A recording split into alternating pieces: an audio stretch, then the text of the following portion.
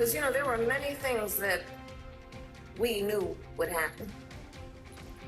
Many things. I'm not here, so I told you so.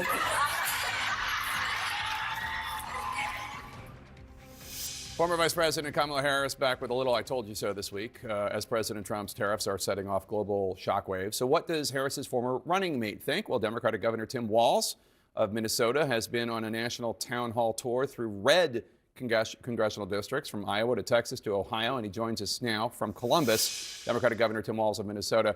You're the governor of an agriculture-heavy state, one of the top 5 in the country, I believe. What's your reaction to what you just heard from the agriculture secretary? Yeah, good morning, Jake. Well, I'm stunned. Your questions were spot on. It's very clear that she talked about the people she's listening to. That is not the agricultural community. It is certainly not producers. It's not folks like Cargill, CHS, General Mills, who are out in my district. Look, this is a really precarious time, and the flippant nature that we're just trying something new here is really dangerous. These markets took us years to develop, and we have to be dependable trading partners. They don't come back overnight. And everyone knows in the history of trade wars, agriculture gets hit the hardest. So I'm deeply concerned. It's our #1 export. Adding the tariffs, our 2 biggest export markets are Mexico and Canada. They're our great friends.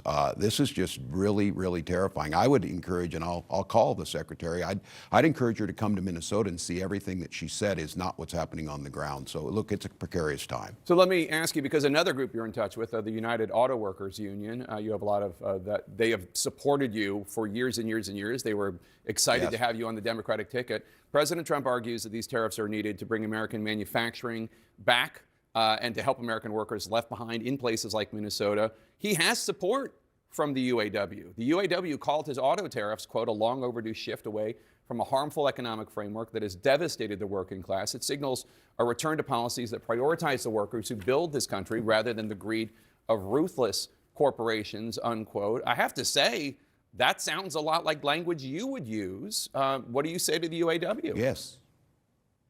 It is what I would use. And here's the thing that the Democrats have to figure out. Donald Trump's language around this, he's not wrong that we've had manufacturing gutted. He's not wrong that we saw an outshoring. People of my generation were told, there aren't going to be any manufacturing jobs, so you need to go to college and rack up student loan debt. The problem is Donald Trump's solution to this is not the solution. Now, UAW is right. Certain tariffs, if they're on to steel or if they're targeted correctly, do make a difference. That's not what we're dealing with here. So just last week, 650 taconite miners are laid off. Those taconite miners are mining the taconite to make the steel to build the automobiles. So I don't disagree where they're at, and I think this is the Democratic dilemma.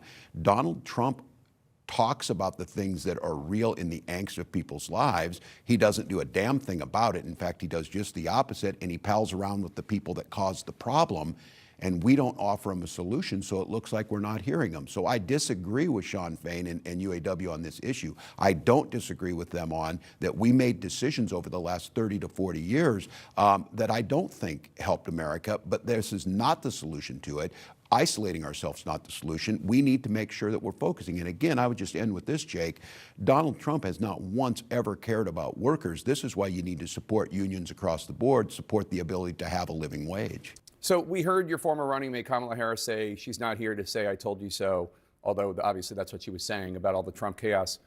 We're seeing, I have to say though, what does "I told you so" really mean here? I mean, people heard her message. They did not vote for her. She lost every battleground state. You yourself have criticized the Harris-Walz campaign for being too cautious. She may have told the American people, she may have warned the American people, but she didn't do it compellingly enough to win. That is the absolute point. And look, when I criticize, I'm criticizing myself. I own this. I'm part of the ticket. And somebody has to come up with a strategy. I think this is exactly right. This is the thing. Look, Democrats, it was a good night in Wisconsin. I was over there. We saw that happen.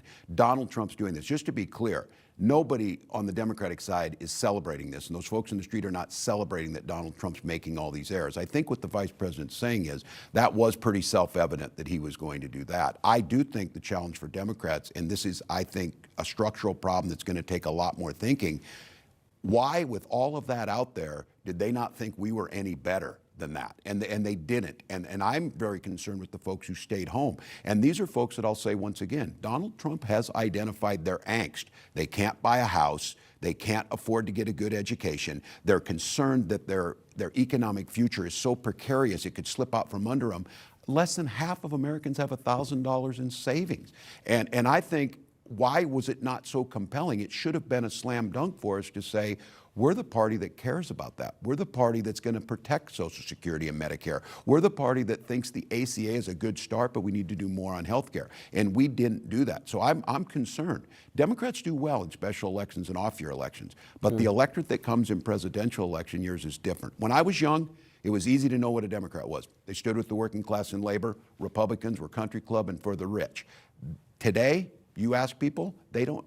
We have a 29% approval rating. Yeah. It doesn't help us any that Donald Trump ends up with a 25% approval rating. We have to get back to the core issues, that this is about making America prosperous and stable and innovative for everybody. Well, what do you make of the criticism that one of the reasons why your party was so resoundingly rejected last November is because Democrats were gaslighting the country, saying that inflation was not a big deal, heralding Bidenomics. Not only Biden, but Kamala Harris was heralding Bidenomics, pretending that there wasn't a problem at the border. And then fundamentally, this idea that President Biden was up for another 4 years of the job, while Americans in poll after poll for year after year were saying he's too old to do the job.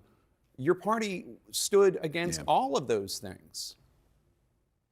Look, Joe Biden coming in and during COVID and being a governor through COVID did a hell of a job. But I think one of the things that we didn't do is we assumed that we said, and it was true, that we were going to have a soft landing and our economy was better than the rest of the world. Better for who? Better for the working class who was saying groceries were too expensive, as they are now and going up. They got to see us talk about things. Again, I go back to this. Don't talk about food insecurity or housing type of issues. Talk about people being hungry and wondering where they're going to live, or about their children's future, about real security. And so I think your question is spot on. I think we got intellectualized on this. I think the fact of the matter is Joe Biden did soft land the economy. He did usher us through COVID. None of us are saying we should be soft on the border, but we allow a vacuum, and Donald Trump fills it, the 800-pound gorilla, and their narrative starts to stick, and we look weak. We look weak like we don't care. We look like look, Jake, I'm not going to say, what we need to do is we need to just arrest people and ship them to El Salvador. No, we need to invest the money on border. We need to make sure that we have the judges necessary to adjudicate things faster. We need to make sure if you're going to be in this country here legally, and when you are, you're going to be uplifted, celebrated, and part of this great American tapestry. We didn't do that, and then it fills them. They'll find the example that is horrific, where you have someone who's not here legally and they commit a crime. That is horrific, but we don't do a good job of telling that. Don't you think your party needs to acknowledge that President Biden was not up for the job of running for re-election, and that this was a major mistake by the Democrat? He made that decision. I know, but you all went along with the idea that he was up for it, and he wasn't. And everybody saw it, and the country rejected it. Yeah, well, look, history will tell us to go back on that. That very well could be the case, Jake. What I'm concerned about is learning from those lessons. I would hope we would never do it again, make a mistake, make sure we go through and get someone. But I don't know where it helps us going forward. I certainly am deeply concerned that Donald Trump is going to lead us down a horrific look.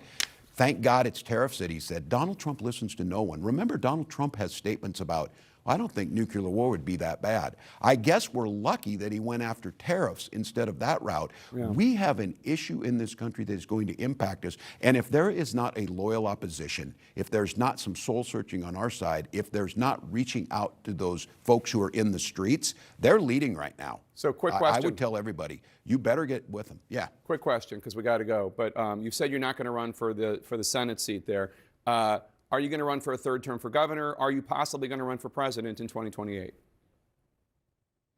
Well, I'm certainly thinking about running again in Minnesota if that's what they want. I am not thinking about running in 2028. And my advice to folks is if in this moment you're planning for 2028, you're going to get rolled by the people in the streets. You just need to be out there making sure you're helping and doing things like Cory Booker's doing things like Bernie Sanders, AOC, things that we see people out talking to folks. So for me, I'm going to get through this legislative session. If the folks in Minnesota want me, I'm kind of inclined to do that. And I just want to play my part to make sure we cannot afford to allow Donald Trump or his successor to go forward, because you're seeing the pain.